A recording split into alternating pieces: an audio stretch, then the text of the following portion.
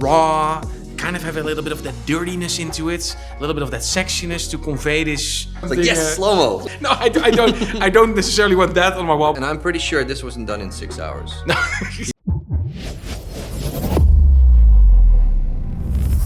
Hey guys, welcome back to another Composers React, and we're here with Guido Maat. Hi. Guido did an amazing soundtrack called What You and I Share with the Salmon, which is very nice, but also did a lot of very cool Dutch movies, also some very cheeky ones. You did. Some very cheeky ones. Yeah, you did some very cheeky ones. And you're running at the music studio Heron Music together with Ella. Yes, exactly, yeah. So that's it. Do you remember kind of where the origin of the love for music composition started with you? Oh man, that's a deep dive. I think I remember two things distinctly. I remember having piano lessons, and I had classical piano lessons. Yeah. And I'm jealous. Yeah, really? I never had piano lessons. Oh, but I hated the classical piano lessons. That was the whole thing. No, the thing was I wanted to make up my own music. I remember sitting at the piano, and in between studying my classical pieces, I would just, fiddle around a little bit.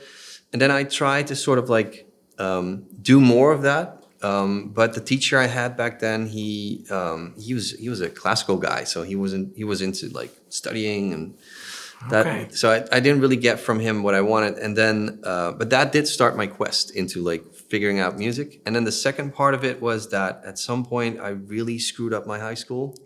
So you need to have plan B. Yeah, plan B was music. I needed a plan B. Well, actually, I did want a diploma. So I went to a school, and they made me. This was the idea behind it was that if you knew what you were going to do next, that would inspire you to finish your school.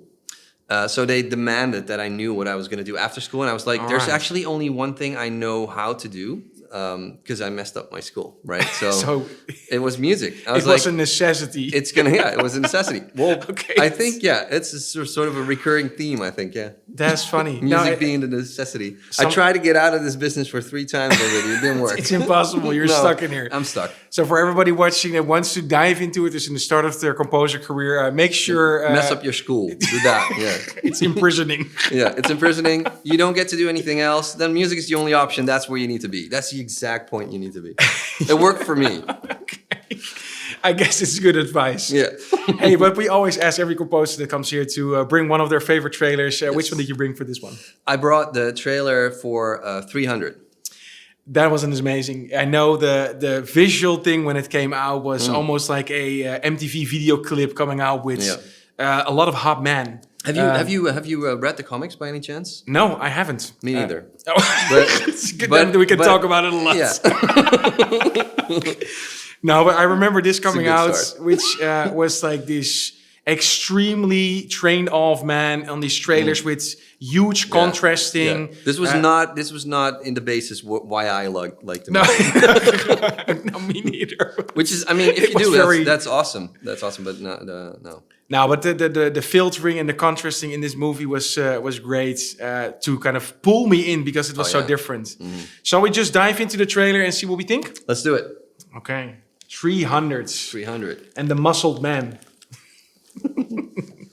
300 of them. Warner Bros. Yeah, that logo in itself already tells. It's iconic. It's gonna be cool. We start right with some epicness. Yeah. The Tree of Death. And this is like a painting. Yeah, it's crazy. We Spartans had descended from Hercules himself, taught never to retreat. This is a long time I've seen. Taught that death in the battlefield I've seen this movie. Glory he could achieve in his life. The interesting thing about it is like the combination between like history, but also like very fantastical objects. I think that's really some weird faces in it. Yeah, oh yeah, interesting use of music, huh? Yeah, man. Sparta will burn to the ground.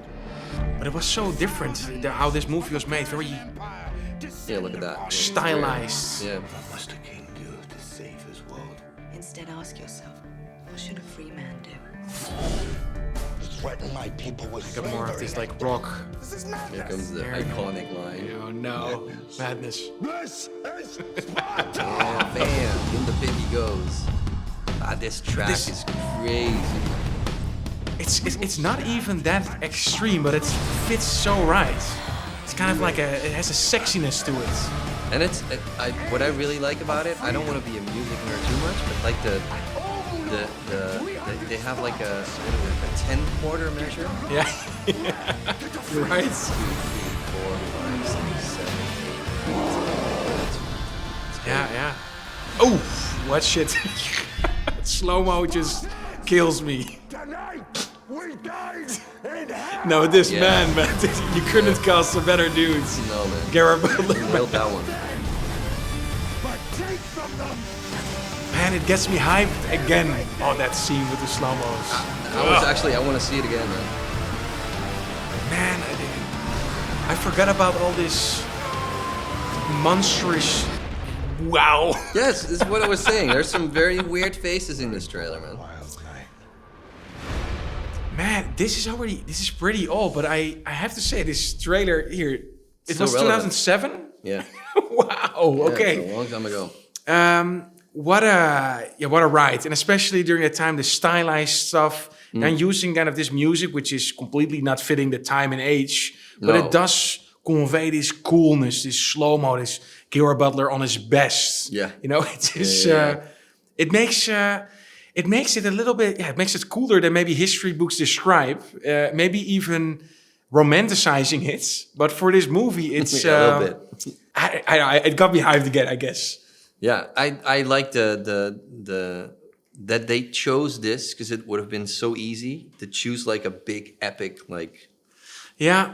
This is also because this was an existing track, right? So this is. Yeah, I think so. I'm not 100% sure, but I think it existed before. Yeah. So Nine Inch Nails, Yes. and of course they have been used a lot, or Nine Inch Nails has been used a lot in trailers, and even when we get some reference tracks, a lot of times there's always one of the references is Nine Inch Nails. It's like, and maybe for good reason, good reason because it's some damn good They music. sure nailed this one. But funny enough, it's not even that extreme. So when you go really epic, bigger than life, explosive, Inception horn with 16 reverbs. Yeah. It's, That's cool. Don't get me wrong. Yeah, no, it's amazing, but This is different. it still gets you into the right impact that they want by being raw, kind of have a little bit of that dirtiness into it, a little bit of that sexiness to convey this. What is it? It's kind of a historical fictional opera. Yeah, man. Yeah. Yeah. Fantasy elements in there. Yeah. Yeah, and then when you look at the images, and I think therefore the stylization of this movie works pretty well, is it kind of looks like you're looking at a painting sometimes. Yeah.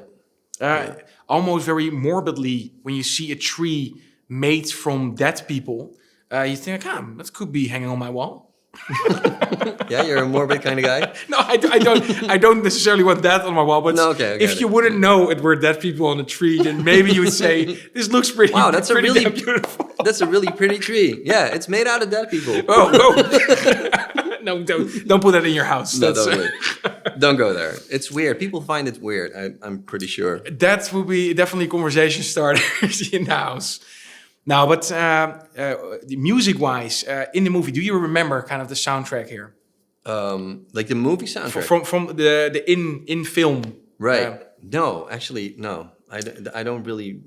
Is it? Do you?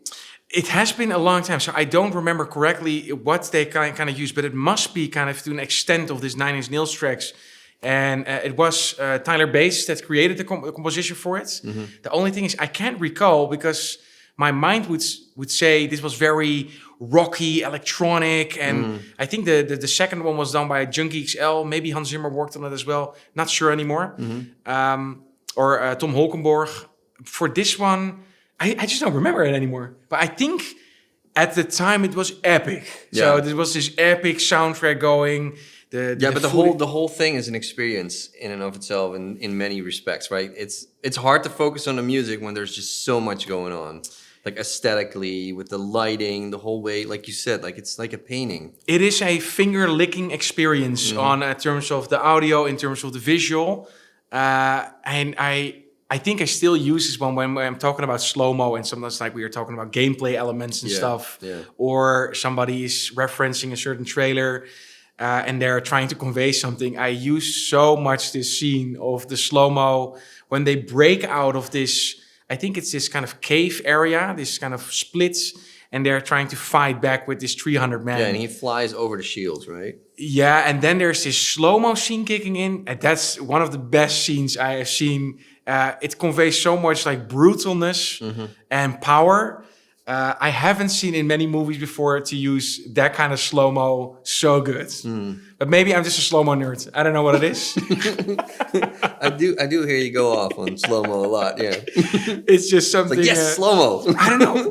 It seems like even in video clips, you know, when it just makes everything cooler. I don't know why. It's like you slow down time. You see kind of more of the deliberate kind of gestures in people's faces or kind of how they think. And maybe it slows down time a little bit. Maybe we appreciate life a little better when it's in slow-mo. I like that, man. I like that. It's a nice thought. I mean, in this crazy, hectic world, that we could use a bit more slow-mo. Yeah, I think so. It's to talk about time. Sometimes, of course, if you work on a film or if you work on a campaign, sometimes they ask turnarounds of like within 24 hours. We even got one in 6 hours. So they asked, can we please get like a trailer piece, Hans Zimmer, Daft Punk, you have 4 hours. Yeah. So what do you say if you get a message from Los Angeles that asks you that? Wow. Do you do it? I'll be honest. I try to steer away from jobs like that a little bit. Yeah. Because I firmly believe that is not the way to approach things. And I know 100% agree. It happens. It happens. We all know, like, you have the politics of the entire situation. Sometimes it's just hard to say no to something, but I try to steer away from it a lot because I always think there's music for something like that can be like an idea, right? Yeah. And when do you have the best idea? I'm pretty sure it's not within 4 hours. No, I'm also sure that, you know, if you spend 10 years, it's probably at some point you're not going to get a better idea anymore. You know what I mean? So there's a sweet spot in there somewhere, but I don't think a couple hours. For the people and the music supervisors watching and the music houses somewhere in LA, call us. It definitely calls. We'll work with you, but it's completely unnecessary. Yeah, like it would be weird, right? When Warner Brothers is looking for a piece of trailer music and they're like, whoops, we forgot the trailer music. Trailer is coming out tomorrow. Oh shit, we have 24 hours to fix this for like a world campaign. Yeah. So mostly, I believe it's the in between people, of course, that you work with a lot of in between houses, and eventually time runs out. Then you have this, and of course, composers are extremely nice and compliant, and they don't want to pass an opportunity. Therefore, checking it in. And yes, we still get them like with such a short period of time. We also try to stay away, or at least everything that we can do in our power to steer away from like ridiculous deadlines like that, because it's just completely unnecessary to us. No, especially if it's returning clients, if it's people that you've worked with before, we always try to tell them like, get us involved as early as possible. If you have a script and you're not even thinking about music yet, but you already know that, you know, we might be interesting to work with or whatever, then get us involved, because it can actually steer the idea in some cases. Like you can have a musical idea, and especially with these trailers as well. I mean, you can see what the choice of music does for how the story is told. If they use a more epic or more a piece of music that would fit the time frame, it will change this thing completely. Yes, and I'm pretty sure this wasn't done in 6 hours. you don't get a 9 Inch Nails license in 6 hours. No, probably not. Or maybe they are very fast. Who knows? I don't believe so. I'd like to meet these people. I think there's a lot to say for having a bit more time, you know. And also just I'll be honest, I get some of my best ideas in the shower. Yeah, and I also maybe in counter to that, some ideas can exist very fast. So it doesn't mean that you have to put 100 hours or 200 hours into a track to be beautiful. No, but it can be written it could be written in 6 hours. But sure, no, it could be. No, but sometimes it's the reassuring factor of being, you thought about it for a week and you're very sure this is what you want to do. There's a clear vision, clear idea. That's where we want to go with this music, and then you write it in 6 hours. Sure, that's possible. I am curious, like if this, like of course, everybody that sees a trailer like this, they see it as is, but you don't know how many iterations were there, how many pieces of music were kind of shot. Maybe there were some custom music composition 5 different studios, and they were all got canned for it, and they said, let's use this one. Yeah, I keep telling myself, don't be too judgmental about any work that comes out. You don't know anything about the timings, the politics, the money involved, you know. So sometimes it can be a straight shot. They really knew from the beginning what to do, and sometimes they don't. I know this one thing, I think it was Interstellar, where Nolan said to Hans Zimmer, write something for a father and a daughter. Or no, actually, he said a father and a son. So then he wrote something for his son, but it became, of course, a father-daughter. And this was even before something got shot. Is this something you would like, or do you like this approach as a composer as well, to say, there's nothing shot yet, there's no production dates yet, but there is only a thematic? Ooh. And to start without any footage. That's an interesting question. I think, and I'm sort of like going in against what I just said, like get us involved early. Yeah, because you at the same now? time, no, I don't want to be late. I want to have enough time. That's the thing. Most definitely. But I think I like to work the picture because I enjoy doing a lot of different things. Like I like doing like broad things, and the good thing about that is that my palette, you know, the like the ideas I have to sort of paint with is broad. But the downside of that is that if you give me complete freedom, I have no idea where to go. Yeah, okay. You know, because it could be anything. And I kind of enjoy having something to sort of hold it up against and seeing like, does this work? Like, what's the pacing of your edit? You know, what's the color of the film? You know, are you looking at something that's like brightly colored and fast paced? You know, you need something different than something that's like. It does give you some limitations, and the limitations are in some way bliss, because if you can use all your plugins and all your libraries and everything is possible, and all the styles. Debilitating. Yeah. So sometimes less is more than a. People sometimes ask me, why don't you do like something for you, right? Just music for you. Yeah, right? most definitely. And I can't do it. I sit there and nothing comes out of my hands. There's. Maybe what I could maybe do is take a film, write music, throw away the film, but you know. Okay, so you say these things kind of, you need to have the footage as well to make sure there's purpose for what you're writing. Well, I don't know, but it does help me a lot, yeah. That's interesting. That's good. I think we can fill a full podcast in kind of the whole creative process. Oh, man. And we should definitely do that. Yeah, and I talk a lot, at least. Dive into the mind of Guido. I think that would be, we can fill we sometimes do an hour. Yeah. We can definitely fill 5 hours with that. And easy. Then no we'll problem. see. We get a little bit of a better insight in what's happening in your brain. Hey, but thanks for bringing this one. Visually stunning and super good choice of music again. So you were bringing... You brought in another great one for this one. Thank you, man. So thank you. As well, like I'm very curious what you guys think of 300, and if you think this music was fitting, this kind of rocky approach to convey this like coolness. Let me know in the comments. If you have any other suggestions for other trailers, game trailers, or movie trailers, and specifically if you like the music, also let me know. If you want to support the channel, subscribe and hit that bell button. For now, I want to thank you for watching and see you next time. Hey there, I appreciate you watching the video. If you like this one, check out this video or that video. And if you want to support the channel, make sure to click on top of my head on the logo and subscribe to the channel.